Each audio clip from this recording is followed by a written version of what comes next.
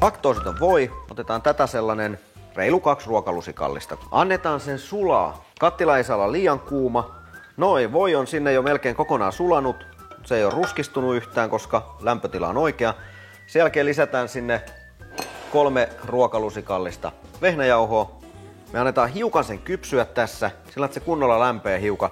Ja sitten me aletaan lisäämään sinne maitoa 4-5 desiä. Lisätään sinne ensin tommonen 0,5 desiä. Se miksei lisätä kaikkea kerralla, niin on se, että saadaan se tasaisesti sinne sekaisin, eikä sinne jää sitten niitä paakkuja. Ja sitten lisätään vaan vähän lisää.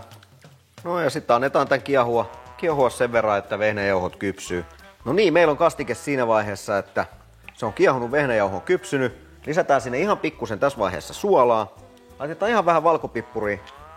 Nyt tehdään vähän niin kuin sellainen kastike, mikä voisi toimia esimerkiksi lasagnen joukkoon, eli tehdään se juustokastikkeena. Otetaan vähän juustoraastetta. Käytetään täältä tätä Emmental-raastetta. Ei ihan koko pussia, mutta noin puolen pussia. Ja sekoitetaan oikein kunnolla juusto tänne kastikkeen joukkoon. No niin, ja näin meillä on valmis juustokastike. Hyvää makua, kaunista vaaleaa väriä.